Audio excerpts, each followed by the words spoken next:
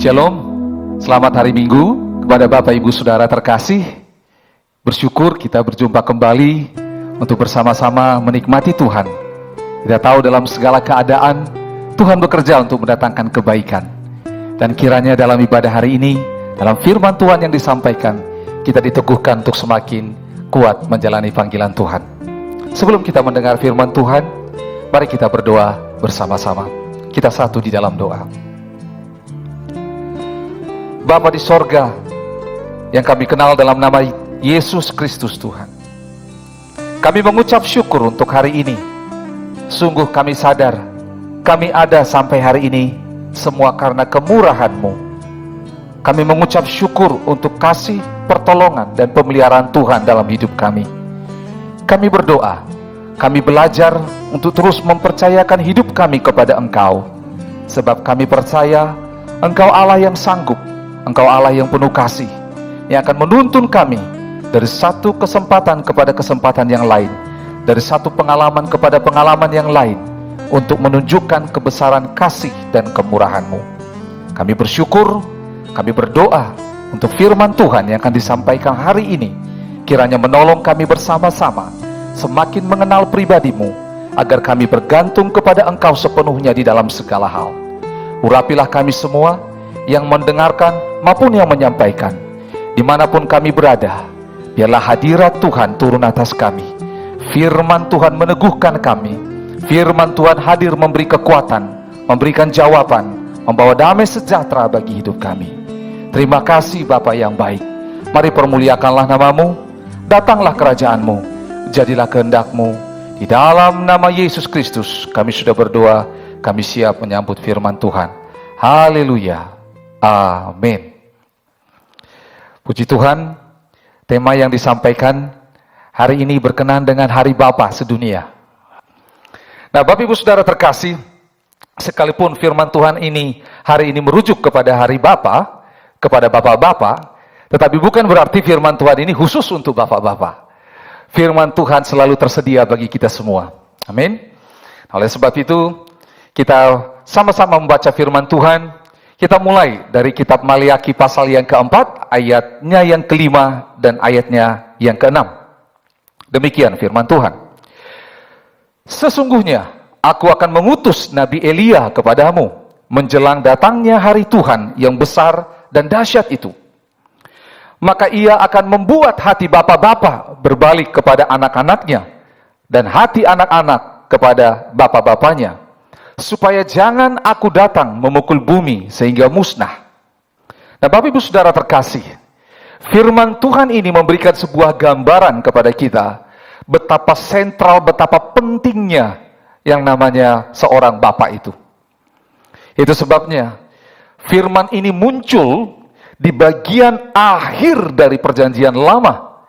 Kitab Maliaki pasal yang terakhir, ayat yang terakhir, berbicara tentang tugas, fungsi, peran yang sangat sentral sebagai seorang bapa. Dan bahkan di sini ditegaskan, bila hal ini tidak terjadi, maka Tuhan akan datang memukul bumi sehingga musnah. Wah, Bapak Ibu Saudara, itu sebabnya kita hari ini membahas firman Tuhan ini sampai kepada sebuah pemikiran bahwa firman Tuhan ini adalah hal yang sangat penting bagi kita. Menarik, banyak hal yang bisa dijelaskan mengapa harus mengutus Nabi Elia lebih dahulu, bukan nabi-nabi yang lain. Ada Nabi Musa, ada tokoh-tokoh Alkitab yang lain yang luar biasa juga, tetapi kenapa Elia?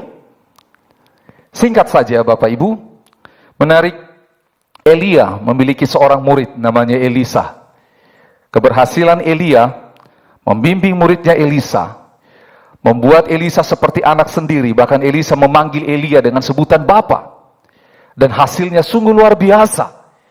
Dikatakan Elisa mendapat urapan double porsi daripada Elia. Luar biasa. Tetapi setelah Elisa, ada murid yang selanjutnya kita tahu namanya Gehasi.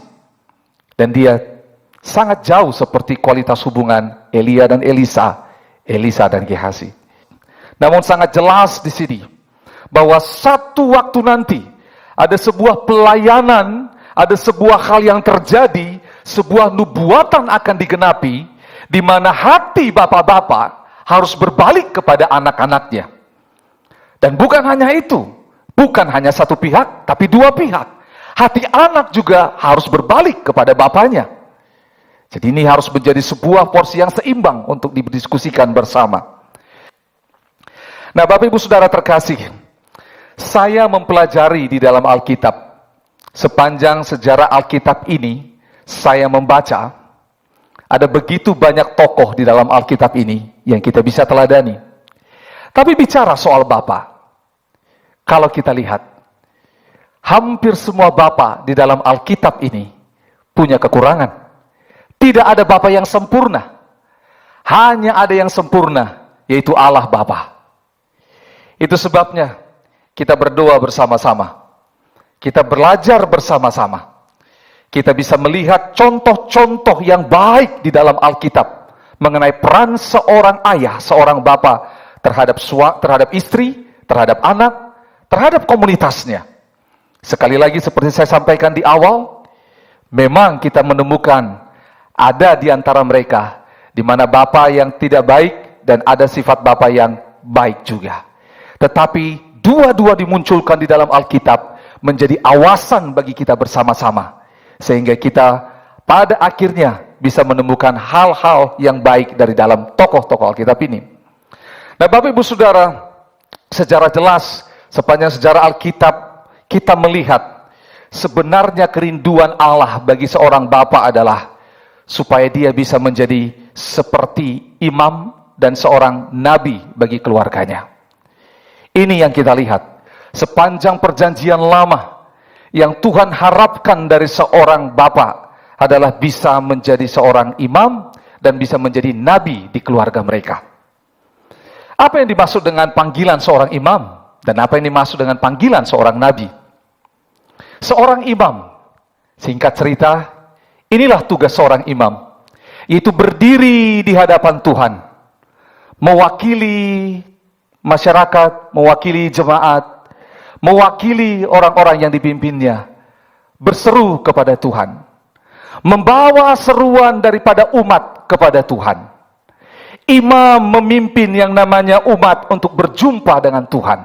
Ini fungsi seorang ayah, yaitu membawa keluarga, membawa anak, istri, keluarga besar untuk berjumpa dengan Tuhan. Namun tidak berhenti sampai di sana. Panggilan Tuhan bagi seorang ayah juga harus menjadi seorang nabi. Apakah itu seorang nabi? Kalau kita lihat sepanjang sejarah Alkitab, nabi adalah seorang yang berdiri bersama dengan Tuhan, mengambil, menerima suara Tuhan dan menyampaikan kepada umatnya. Inilah yang kita harapkan sebagai seorang bapa, yaitu seorang yang dipercaya oleh Tuhan untuk boleh menerima isi hati Tuhan dan bisa menyampaikannya kepada anak, kepada keluarga, kepada pasangan, dan kepada banyak orang. Kita bisa melihat dengan jelas tokoh-tokoh di dalam Alkitab Tuhan pakai dalam posisi mereka sebagai imam dan nabi dalam keluarga. Oleh sebab itu, Bapak Ibu Saudara terkasih, hendaknya panggilan seorang ayah, seorang bapa, ini bisa menjadi sebuah suara yang sangat keras di hati, di telinga kita, untuk merapat kepada firman Tuhan. Kita mencari bagaimana kita harusnya bersikap. Nah, sebelum lebih lanjut, saya yakin, Bapak Ibu Saudara terkasih, ini bukan pertama kali firman Tuhan tentang Bapak Ibu Saudara dengarkan. Nah, saya merangkum hari ini untuk belajar mengenai seorang Bapak berperilaku sebagai seorang imam dan nabi dalam keluarga. Karena posisi ayah yang sangat sentral, posisi ayah yang sangat penting, panggilan di akhir zaman ini. Saya merangkumnya ke dalam 3 bagian. Menjadi peran, fungsi sentral daripada seorang ayah. Nah, yang pertama, peran seorang bapa menggambarkan Allah Bapa. Ya. Matius 7 ayat 11, firman Tuhan berkata, "Jadi, jika kamu yang jahat tahu memberi pemberian yang baik kepada anak-anakmu, apalagi Bapamu yang di sorga, Ia akan memberikan yang baik kepada mereka yang meminta kepadanya." Sekali lagi, Matius 7 ayat 11, "Jadi, jika kamu yang jahat tahu memberi pemberian yang baik kepada anak-anakmu, apalagi Bapamu yang di sorga, Ia akan memberikan yang baik kepada mereka yang meminta kepadanya. Nah, Bapak Ibu Saudara terkasih, sangat jelas kita melihat figur daripada Allah Bapa ini. Dia sebagai sumber segala sesuatunya. Dia sebagai penyedia. Nah, hari ini pertanyaannya kepada kita secara khusus para Bapak, apakah kita sudah menghidupi firman Tuhan ini? Menggambarkan Allah Bapa yang menolong ketersediaan apa yang dibutuhkan. Sangat sulit. Tetapi kita percaya, ketika kita bergantung kepada Tuhan, kita belajar beriman, maka Tuhan akan menolong. Ayah sebagai sumber menggambarkan Allah Bapa. Sumber yang bisa ditemukan. Sumber yang bisa dicapai. Sumber yang bisa dipercaya. Hari-hari ini kita mendengar ada banyak kisah di mana rumah tangga menjadi hancur karena peran ayah sebagai sumber yang bisa dipercaya, yang bisa didekati, tersedia setiap saat bagi keluarganya. Ini menjadi hal-hal yang sangat sulit dipertahankan hari-hari ini. Dengan semua kesibukan yang ada, dengan semua tantangan yang ada. Itu sebabnya kepada para ayah, para suami, kita harus kembali kepada firman Tuhan ini. Mengambil peran sentral kita sebagai seorang bapa, memberikan sumber sebagai resources terutama di dalam keluarga. Hari ini, anak-anak ketika mencari sesuatu, mereka kemana mencari? Contoh, ada seorang anak seorang pelajar, satu waktu diskusi dengan saya, dan dia bertanya tentang hal seksual. Sewaktu dia bertanya hal seksual, saya bertanya, sebelum saya menjawab, selama ini hal-hal tentang hal seksual kamu belajar dari mana? Sambil tertawa sontak dia berkata, aduh Pak, saya belajar dari internet. Wah, ayah harus menjadi sumber. Ya. Ayah harus menjadi sumber. Mungkin ayah nggak punya segala sesuatunya, tapi ayah bisa menolong supaya sampai ke sana. Ayah mempersiapkan yang terbaik. Kita belajar salah satu fungsi daripada seorang ayah, mempersiapkan sebagai sumber. Sewaktu Daud, setelah dia mengangkat Salomo menjadi raja, dan sebelum Salomo diangkat menjadi raja, Daud berdoa kepada Tuhan. Tuhan, aku ingin membangun istana yang besar bagimu, rumah yang besar bagimu, tempat di mana engkau disembah. Tetapi kita baca firman Tuhan dengan jelas, Allah tidak berkenan kepada Daud karena tangannya menumpahkan darah. Dan Allah berkata, bukan dari engkau Daud, bukan dari tanganmu yang menumpahkan darah, tapi dari keturunanmu. Itulah sebabnya Salomo yang dipilih Tuhan. Namun, apa yang terjadi? Dengan jelas, Daud menolong Salomo mempersiapkan segala sesuatunya. Dia mempersiapkan, dia membantu Salomo untuk boleh melihat kayu-kayu terbaik berasal dari mana, emas terbaik berasal dari mana, di mana terdapat orang-orang yang mengukir, yang bisa mengukir dengan baik, batu-batu yang terbaik dari mana. Dan Daud, dia menolong anaknya sehingga semua ini tersedia. Semua ini bisa didapatkan. Menjadi hal yang menarik. Daud mengambil peran yang sangat sentral, menggambarkan seperti Allah Bapa, menolong anaknya Salomo untuk mempersiapkan pekerjaan yang besar di depan. Hari-hari ini tantangan bagi kita. Apakah kita sebagai bapa menolong anak-anak kita untuk mempersiapkan yang terbaik di masa depan mereka? Apakah kita hadir di dalam peran ini?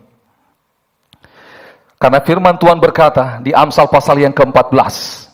Mari kita baca Amsal pasal 14 ayat 26. Firman Tuhan ini dengan jelas berkata, dalam takut akan Tuhan ada ketentraman yang besar, bahkan ada perlindungan bagi anak-anaknya.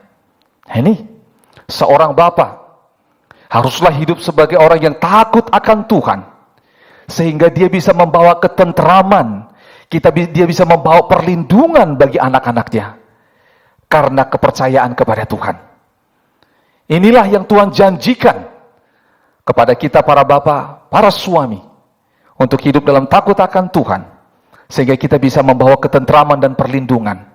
Kita tahu, sekali lagi, ancaman di mana-mana ada hari ini.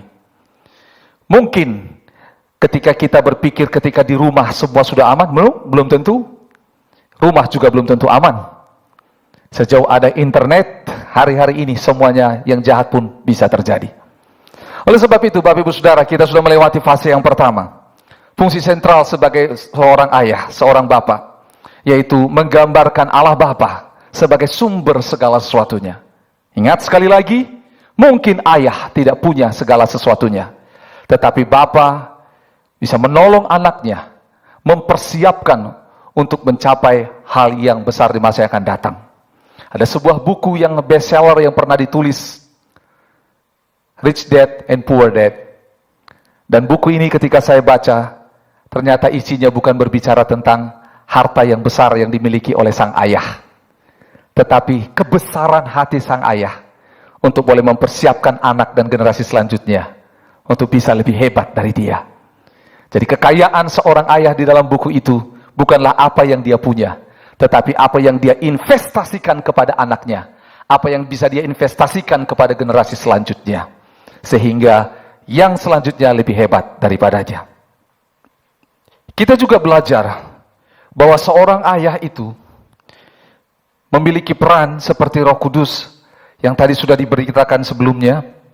Dan bagian terakhir di dalam hal ini, peran sebagai ayah, sebagai pengajar, pendidik, harus juga sebagai penghibur. Kita sama-sama baca firman Tuhan, Yohanes pasal yang ke-16. Ayat yang ke-7, langsung saja. Dikatakan di sana, namun benar yang kukatakan ini kepadamu, adalah lebih baik bagi kamu jika aku pergi. Sebab jikalau aku tidak pergi, penghibur itu tidak akan datang kepadamu. Tetapi jikalau aku pergi, aku akan mengutus dia kepadamu. Bapak Ibu Saudara, beberapa waktu yang lalu, kebaktian pencurahan Roh Kudus, kita pasti banyak belajar tentang Roh Kudus, Parakletos ini. Nah, Parakletos ini kalau bekerja disebut paraklesis.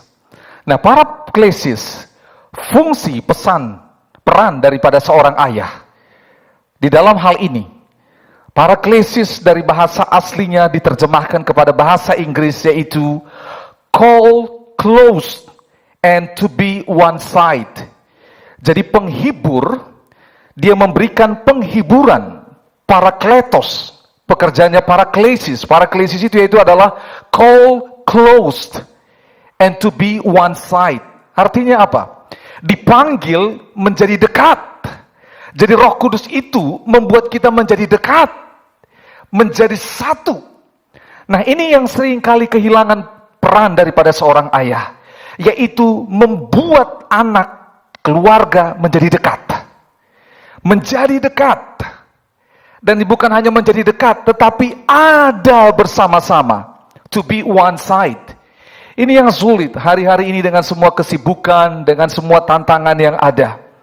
Kadang sulit untuk menjadi dekat. Ada ilah yang baru hari ini, yaitu ponsel.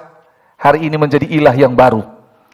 Secara fisik boleh dekat, tetapi secara hubungan, secara jiwa, sepertinya rasanya jauh. Jadi seorang ayah, perannya adalah paraklesis. Called close to be one side. Dan bukan hanya itu. Harus ada consolation, harus ada exhortation, harus ada nasihat, harus ada peringatan. Seorang ayah, dari dalam mulutnya harus keluar nasihat. Seorang ayah, dari dalam mulutnya harus keluar peringatan. Kalau dari mulut seorang ayah tidak keluar nasihat, dari mulut seorang ayah tidak keluar ajaran, maka kita tahu apa yang terjadi. Keluarga itu tidak akan punya pengajaran, tidak akan ada nasihat, tidak akan ada aturan di dalamnya. Sewaktu saya baru pertama kali tiba di Makassar tahun 2004 sampai 2005, saya sempat 1 tahun melakukan pelayanan bersama dengan anak jalanan, Anjal, anak jalanan. Salah satu hal yang saya temukan di antara mereka adalah tidak ada peraturan, no rules. Mengapa nggak ada aturan?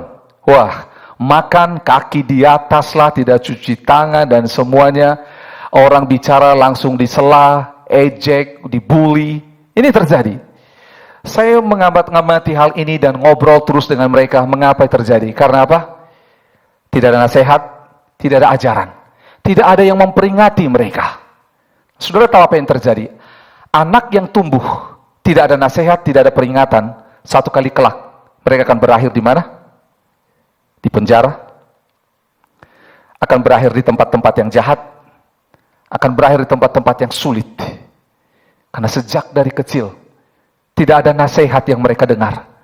Tidak ada peringatan yang mereka dengar. Itu sebabnya para ayah, para bapak hari ini bangkitlah. Terimalah panggilan kita seperti panggilan Roh Kudus itu. Yaitu membawa mereka dekat dengan kita. Membawa keluarga dekat dengan kita. Dan kita menularkan namanya nasihat Tuhan. Pengajaran Tuhan. Peringatan-peringatan dari Tuhan. Bukan nakut-nakutin. Bukan. Hari ini apa yang terjadi? Yang menasehati anak kita siapa?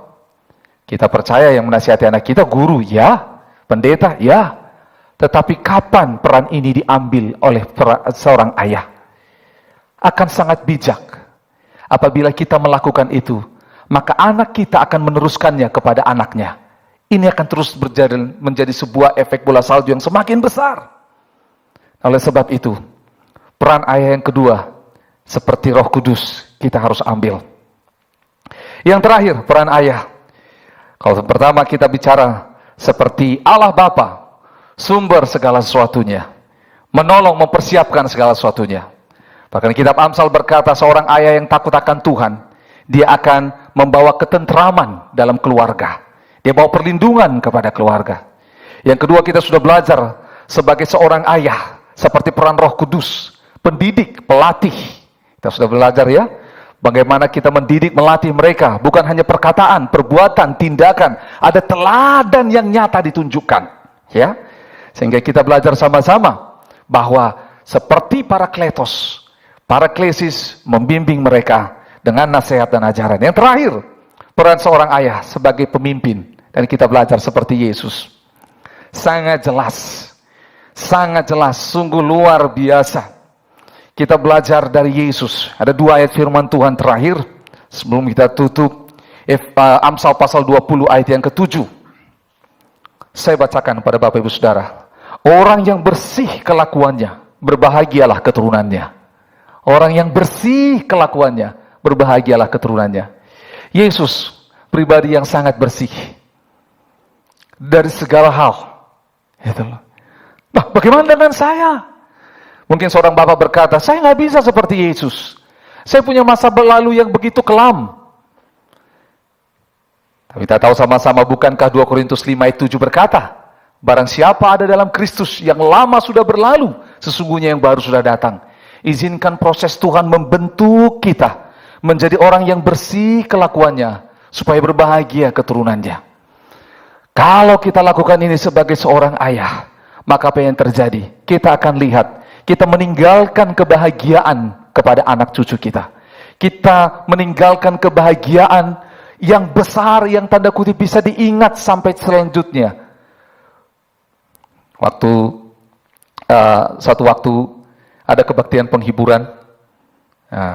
Jadi saya menghadiri kebaktian penghiburan itu, dan seorang pendeta berkhotbah. Semua kita suatu saat akan meninggal. Tetapi pertanyaannya, apa yang akan kita tinggalkan? Gitu loh. Dan di sana ditanya, saudara meninggalkan apa? Dengan nada gurau, dia berkata, jangan sampai tinggalkan utang, jangan sampai tinggalkan nama buruk, jangan sampai tinggalkan semua hal yang jahat, sehingga ya kita mati langsung selesai sudah. Tetapi istri, anak, dan semua yang ditinggalkan ini menjadi merana dan sengsara. Nah, Bapak Ibu Saudara, saya yakin kita semua secara para Bapak, kita tidak mau meninggalkan hal yang buruk. Kita belajar seperti Yesus, belajar memimpin, memberikan sebuah teladan. Seperti Paulus berani berkata, ikutilah teladanku sama seperti aku mengikuti teladan Kristus. Sebagai seorang ayah, beranikah kita bicara seperti itu kepada anak kita? Ikuti teladanku seperti aku mengikuti Kristus. Beranikah kita? Ini sebuah tantangan bagi kita. Firman Tuhan ada. Kita tahu ini tidak mudah. Tapi kita tahu Tuhan akan membentuk dan memampukan kita. Karena kita tidak sanggup. Itu sebabnya Allah memilih kita yang lemah ini. Karena dia tahu kita nggak sanggup. Tetapi tangannya yang penuh kasih itu akan membentuk, membuat semuanya menjadi baik sehingga kita bisa. Dan pada akhirnya kita berkata, bukan kuat dan gagahku, bukan hebatku, tapi karena Tuhan. Sehingga akhirnya anak-anak kita tahu, dia bergantung pada Tuhan, bukan pada orang tuanya. Kita memberikan teladan, karena kita mengikuti teladan Kristus. Teladan Kristus terbesar, seperti yang dikatakan Yohanes pasal 15 ayat 13. Teladan Kristus yang terbesar, dan ini tidak dimiliki oleh Tuhan manapun di muka bumi ini. Dia berkata, Yohanes 15 ayat 13, tidak ada kasih yang lebih besar daripada kasih seorang yang memberikan nyawanya untuk sahabat-sahabatnya. Nah ini, sebagai seorang pemimpin, memimpin dengan penuh kasih, berani bayar harga, berani berkorban. Ini yang terjadi. Satu kali, ada seorang bapak, dan anaknya lahir, ada kelainan. Sehingga tidak bisa langsung pulang. Pernafasannya tidak normal, jantung dan paru-parunya tidak normal, sehingga selang harus masuk dalam tubuh bayi yang kecil itu. Bapak Ibu Saudara bayangkan.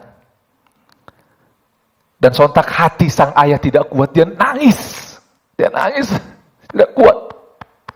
Gitu. Pada waktu itu, saya sebagai seorang teman, saya mendengar dia berkata tentang segala sesuatunya, perasaannya. Dan satu hal yang menarik, perasaan seorang ayah yang diambil dari firman Tuhan ini. Dia berkata, kalaulah boleh, aku yang menggantikan anakku di sana, di mana selang-selang itu masuk dalam tubuhku. Sama seperti Yesus. Yesus dengan penuh kasih, dia tahu kita lemah, kita nggak bisa.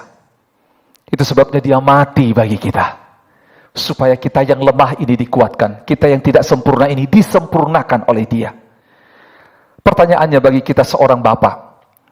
Maukah kita menebus hidup kita? Menebus masa lalu kita? Menebus hal-hal yang selama ini hilang dari bersama dengan anak kita? Efesus 6 ayat 4 berkata, hari-hari ini jahat, pergunakanlah waktu yang ada. Waktu bicara tentang kesempatan. Mungkin ada bapak yang berkata, saya tidak punya waktu lagi untuk menebus semua itu. Efesus 6 ayat 4 bicara soal kesempatan. Mungkin secara umur kita nggak punya waktu lagi, tetapi secara kesempatan masih bisa. Coba bayangkan hari-hari yang sudah kita jalani. Kita bayangkan.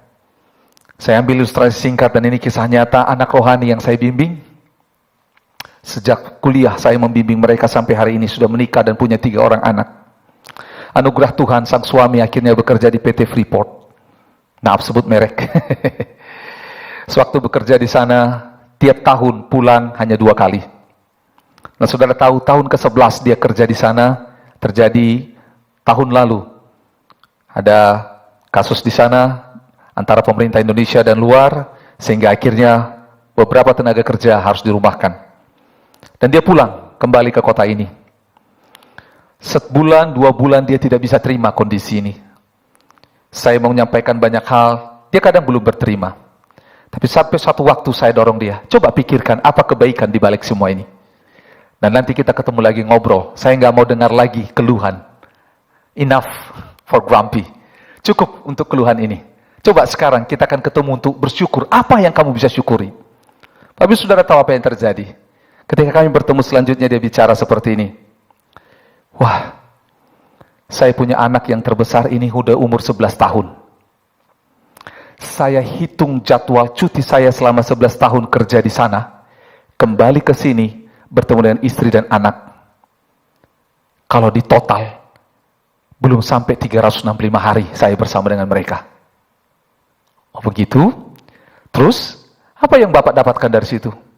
Dia bilang, mungkin ini cara Tuhan untuk menebus kesempatan yang hilang bersama dengan anak saya. 11 tahun, 2 orang anaknya lahir tidak di depan matanya. Anak ini dibesarkan oleh oma dan opanya.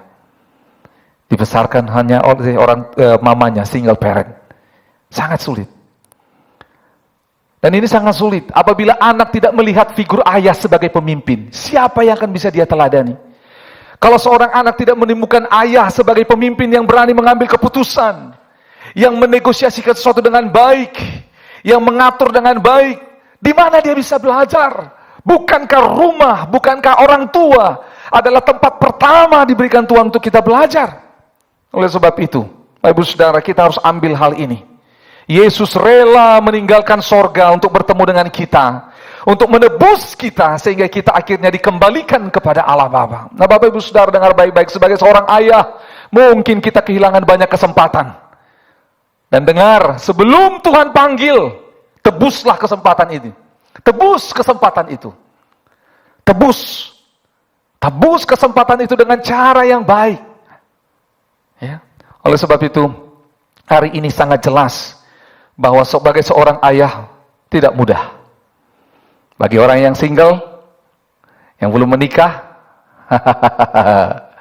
peran seorang ayah menantikan engkau. Jadi jangan hanya berpikir tentang menikah, berpikir tentang seorang ayah. Nah, Bapak Ibu Saudara, saya tutup firman Tuhan ini hari ini dengan pertanyaan dan tantangan kepada kita bersama-sama. Ambillah peran sebagai seorang ayah, sebagai seorang bapa. Firman Tuhan dengan jelas, kalau kita tidak mengambil peran itu, bumi akan musnah, rumah tangga akan hancur. Kalau kita mengambil peran itu sebagai Allah Bapa, seperti peran Allah Bapa, maka kita akan membawa ketentraman, kita bawa perlindungan. Berilah diri kita untuk dibentuk, diproses oleh Tuhan.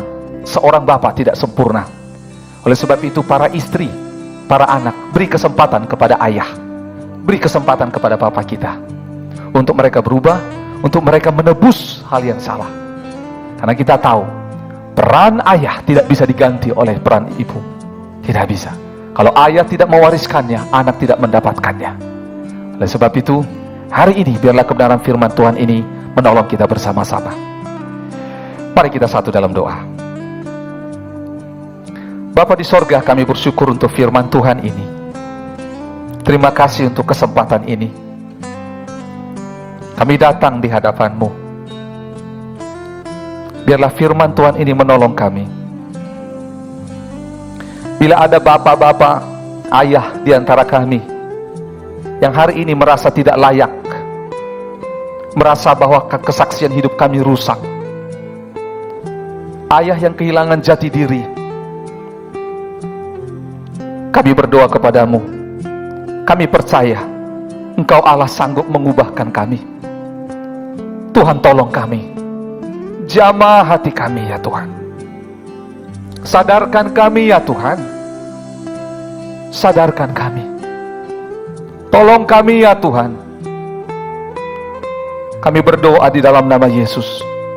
Mungkin sebagai seorang ayah, ada di antara kami yang melukai pasangannya. Sebagai seorang ayah, ada di antara kami yang melukai anak-anak kami, atau melukai keluarga besar kami. Hari ini kami berdoa mohon kepadamu Tuhan, ampuni kami, tolong kami untuk berubah. Proses hidup kami ya Tuhan, di dalam nama Yesus Tuhan. Dan kami berdoa pula, berkatilah para orang tua, para ayah, para bapak-bapak yang ada di jemaat-Mu ya Tuhan. Berkatilah ya Tuhan. Engkau membawa, membangkitkan mereka menjadi imam dan nabi di hadapan Tuhan dan di hadapan keluarga, di hadapan banyak orang.